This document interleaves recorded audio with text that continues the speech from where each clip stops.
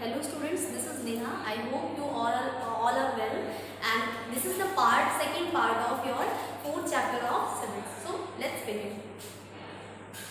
In a democracy, there are various established method to resolve such conflict. हम बात कर रहे थे कि conflict का resolution कैसे उनको solve किया जाता है, resolve किया जाता है. तो एक डेमोक्रेसी में काफ़ी सारे मेथड हैं कॉन्फ्लिक्ट्स को रिजॉल्व करने के. कौन कौन से हैं किड्स? द जुडिशरी और the court of law. Judiciary या फिर court of law is the main body which deals with conflict resolution in the democracy. अगर बात करें जुडिशरी, जिसको न्यायपालिका कहते हैं, न्यायतंत्र कहते हैं, जिसको कोर्ट ऑफ लॉ कहते हैं, वो हमारी ज़्यादातर प्रॉब्लम्स को या फिर कॉन्फ्लिक्ट्स को रिजॉल्व करते हैं डेमोक्रेसी में.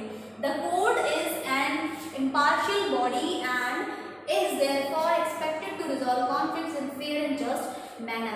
और इसीलिए जो कोर्ट है उनको impartial body माना जाता है. मतलब ये कि वो किसी के साथ partiality नहीं कर सकते, भेदभाव नहीं कर सकते. तो इनका काम होता है कि conflicts को fair और just manner में resolve करें.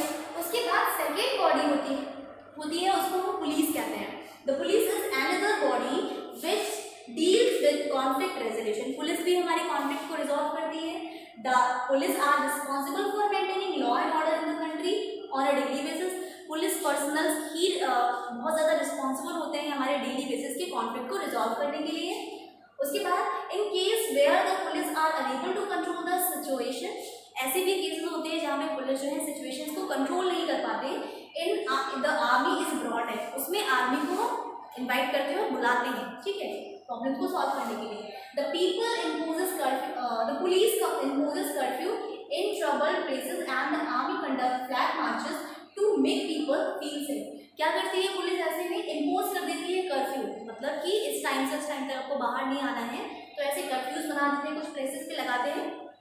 ऐसे में आर्मी जो है वो फ्लैग मार्च कंडक्ट करते हैं जिससे कि वो लोगों को बता सकें कि you are safe. Okay, now we talk about equality and justice. While resolving conflict, जब भी कॉन्फ्लिक्ट को रिजॉल्व किया जा रहा है, the government needs to uphold the key ideas of justice and equality. Government को क्या करना चाहिए? उनको एक आइडिया अपने साथ बांध के रखना चाहिए, किसका? Idea of justice and equality. उनके मन से जस्टिस और इक्वालिटी का आइडिया बिल्कुल भी हटना नहीं चाहिए. इसका मतलब कि किसी के साथ ऐसा ना हो कि अन्याय हो, और दूसरी चीज ये है कि वहाँ पे इक्वालिटी मानी जाए. ऐसा भी नहीं है कि कोई एक से ज़्यादा इम्पोर्टेंट हो गया, ऐसा नहीं, सारे इम्पोर्टेंट होने चाहिए. The decision should not be biased and should be made on the basis that no one is more important than other. Decision जो होने हैं वो बायस्ड ना हो, अनबायस्ड हो. उसके साथ साथ में ऐसा ना हो कि कोई एक से ज़्यादा इम्पोर्टेंट हो गया, ऐसा नहीं करना है. In addition to this, the government also ensures equality and justice to the people of India at every level. तो इसी के साथ में जो भारतीय सरकार है वो लोगों के साथ इक्वालिटी और जस्टिस को मतलब हर लेवल पे मेंटेन करने की जो कोशिश करती है वो करती भी है. Okay, now steps taken by the government. अब गवर्नमेंट के द्वारा कौन कौन से स्टेप्स लिए गए हैं, let's see. A truly democratic government ensures equality and justice for all citizens. एक सच्ची, अगर बोल सके, एक जो सच्ची गवर्नमेंट होगी वो इक्वालिटी और जस्टिस को अपने सारे ही नागरिकों के लिए इंश्योर करेगी. Some of the ways by which a government can seek to address the twin issues of the equality and justice as follows. अगर बात करें तो कुछ इन तरीकों में एक गवर्नमेंट जस्टिस और इक्वालिटी को क्या कर सकती है, मेंटेन करके रख सकती है. कैसे? Implementing laws that ban discrimination on the basis of caste, creed, region, gender, wealth and language. उन्हें क्या करना चाहिए? गवर्नमेंट ऐसे लॉज को बैन करती है जो कि डिस्क्रिमिनेशन करते हैं on the basis of caste, creed. Caste मतलब जाति, क्रीड, रीजन, जेंडर और वेल्थ और लैंग्वेज के हिसाब से जो कि लोगों के बीच में डिवाइड डालते हैं. तो ऐसे लॉज को उन्हें बैन करना चाहिए या फिर करते हैं. The government has also taken steps, कर दिया है गवर्नमेंट ने, and government has also taken step to make sure that some section of society. Government ने ये भी मेक श्योर किया है, इंश्योर किया है कि जो कुछ सेक्शन है सोसाइटी के, जैसे which have face discrimination for a long time, जैसे एसटी और एससी कम्युनिटीज़ हैं या फिर महिला वर्ग हैं, वुमेन हैं, उन्होंने काफ़ी लंबे समय तक ये चीज़ फेस की है अपनी लाइफ में. तो इसको दूर करने के लिए गवर्नमेंट ने क्या किया है, इनको प्रिविलेज करने के लिए, इनको फ़ायदा देने के लिए उन्होंने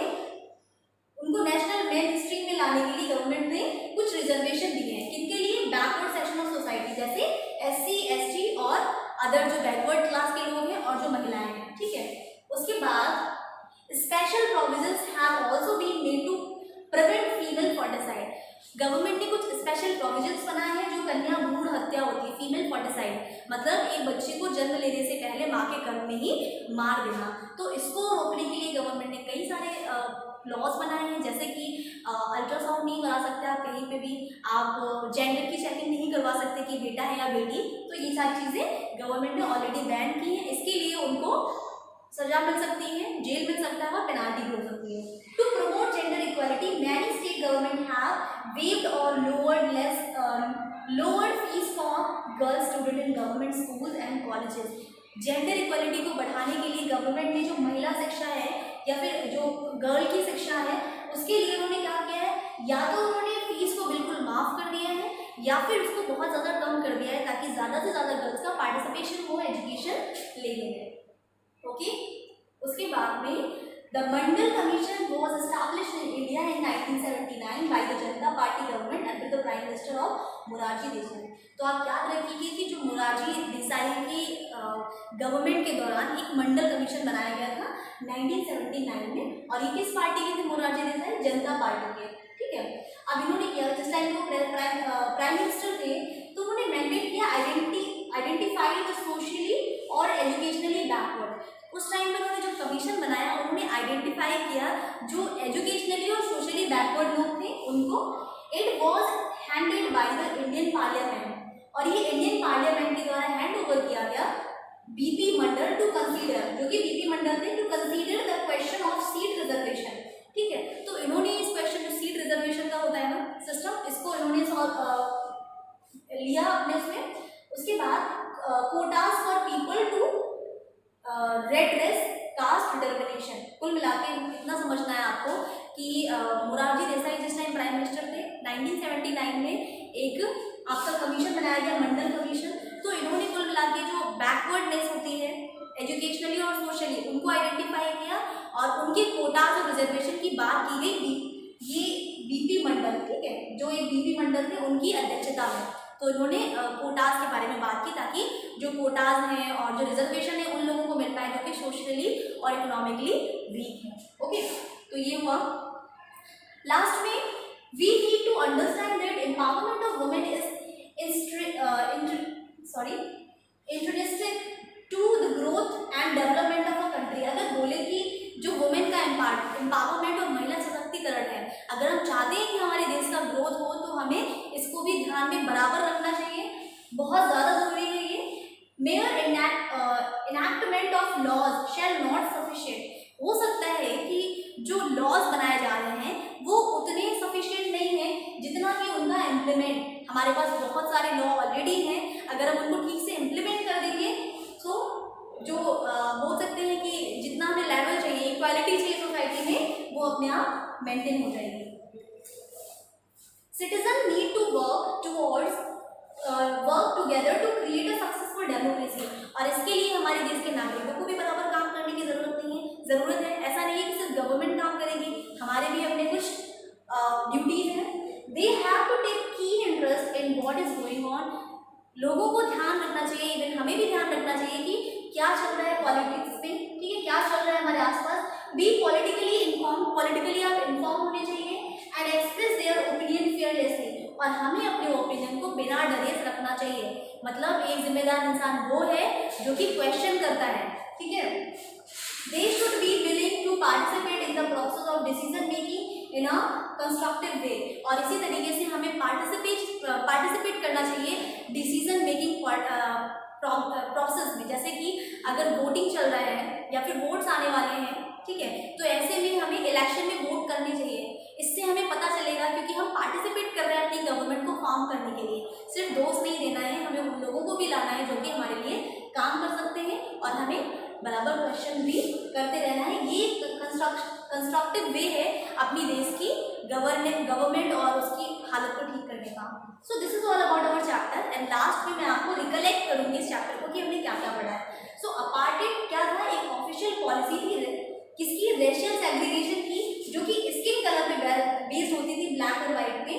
ये साउथ अफ्रीकन गवर्नमेंट ने चलाई है 1940 से 1944 तक, ठीक है, 1994 तक। Okay, the anti apartheid movement ये लॉन्च किया गया था ब्लैक जो थे साउथ अफ्रीका के, to fight against the discrimination. तो ये जो उनके प्रति भेदभाव हो रहा था उसके प्रति उन्होंने ये शुरू किया था। The blacks finally got their freedom and rights to form their own government in 1994। और इतने साल की लड़ाई के बाद उनको फाइनली 1994 में पहली बार वोट करने का अधिकार प्राप्त हुआ। नाउ द जुडिशरी और the court of law is a main body. अगर बात करें जो जुडिशरी या फिर कोर्ट ऑफ लॉ होता है वो मेन बॉडी होती है देश या एक डेमोक्रेसी में उनके कॉन्फ्लिक्ट को रिजॉल्व करने के लिए। पुलिस एक दूसरी बॉडी है जो कि डेली बेसिस पे हमारे कॉन्फ्लिक्ट्स को रिजॉल्व करती है। Decision should be not be bias. Decision जो भी लेते हैं, जितनी भी बॉडीज डिसीजन लेते हैं वो बायस नहीं होने चाहिए, ठीक है। एंड ये कुछ ऐसे लिए जाने चाहिए ताकि मतलब एक दूसरे को इक्वालिटी दे पाए। कहीं ऐसा ना हो कि एक को हम बहुत महत्व दे रहे हैं और दूसरे को बिल्कुल नहीं, क्योंकि हमारे देश में सभी समान है। So this is all about our chapter. I hope you liked it. I hope you got clarity. If you have any question, queries, please ask me in the comment section below. You can ask me on the WhatsApp group too. So, if you like, press the like button. Till then, take care. See you in the next class.